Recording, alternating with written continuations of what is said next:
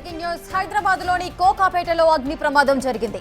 JR building లో ఉన్న IT కంపెనీలో మంటలు చెలరేగాయి. ఈ ప్రమాదంలో పలువురు ఐటీ ఉద్యోగులకు తీవ్ర గాయాలయ్యాయి. గాయపడిన వారిని వెంటనే కాంటినెంటల్ హాస్పిటల్ కి తరలించారు.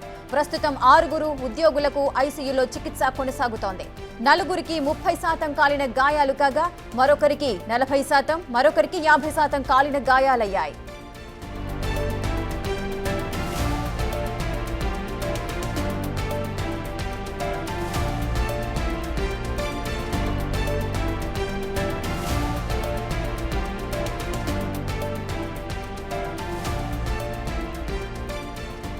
హైదరాబాద్ లో జరిగిన అగ్ని ప్రమాదానికి సంబంధించిన పూర్తి డీటెయిల్స్ మా ప్రతినిధి విజయ్ లైవ్ లో అందిస్తారు. విజయ్, జీఏఆర్ బిల్డింగ్ లో ఉన్న ఐటీ కంపెనీలో మంటలు చెలరేగాయి. ఈ ప్రమాదం ఎప్పుడు సంభవించింది? ఎంతమంది ఉద్యోగులు గాయపడ్డారు? పూర్తి వివరాలేంటి? ఎస్ రేఖ, ఇక్కడ కోకాపేటలో ఉన్నటువంటి గర్ ఇన్ఫో బ్యాంకు సంబంధించినటువంటి బహుళ అంతస్తుల బిల్డింగ్లో అయితే ఈ ప్రమాదం అయితే సంభవించింది. ఈరోజు సాయంత్రం 6-6:30 గంటల సమయంలో అయితే ఈ ప్రమాదం సంభవించినట్టుగా పోలీసులు చెప్తా ఉన్నారు.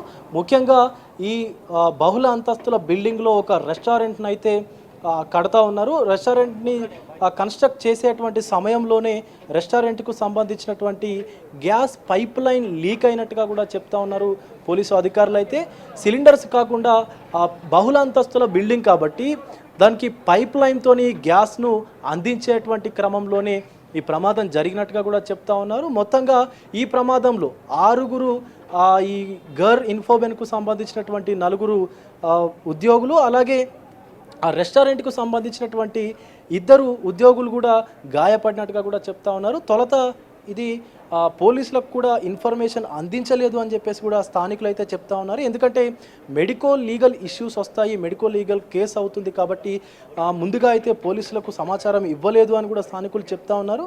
సో కాంటినెంటల్ హాస్పిటల్కి, గచ్చిబౌలిలో ఉన్నటువంటి కాంటినెంటల్ హాస్పిటల్కి క్షతగాత్రులను అయితే తరలించారు. అక్కడ హాస్పిటల్ నుంచి పోలీసులకు కూడా సమాచారం అయితే అందింది. సో సమాచారం అందిన వెంటనే హుటాహుటిన పోలీసులు అయితే ఘటనా స్థలానికి చేరుకొని దర్యాప్తును కూడా ప్రారంభించారు.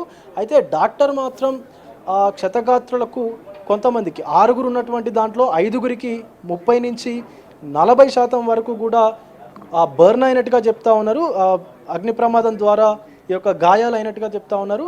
ఒక్క వ్యక్తికి మాత్రం 50% మేరకు కూడా ఒంటిపైన కాలిన గాయాలు ఉన్నట్టుగా కూడా డాక్టర్లు అయితే నిర్ధారించినటువంటి పరిస్థితి ఉంది. సో అసలు అగ్ని ప్రమాదమే జరగలేదు అని చెప్పేసి కూడా ఒకవైపు పోలీసులు కూడా చెప్తా ఉన్నారు.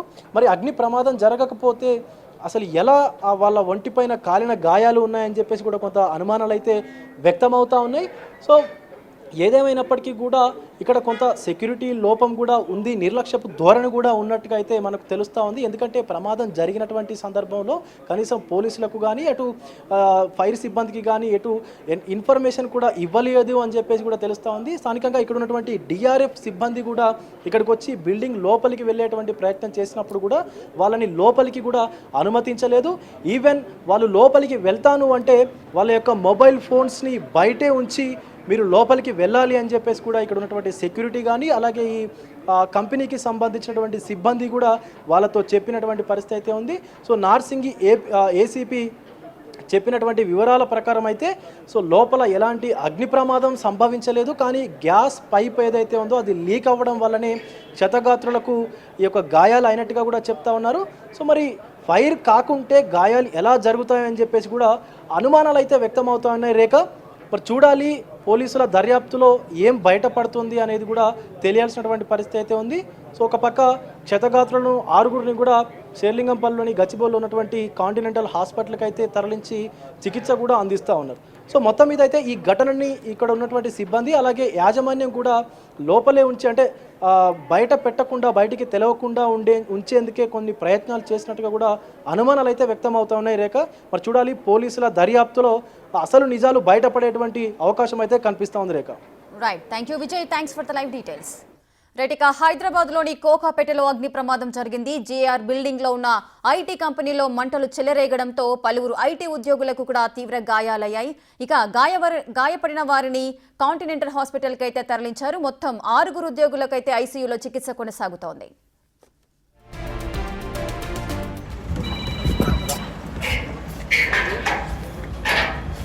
లోపల 10 మంది గాయాలైన వాళ్ళు లేదు నథింగ్.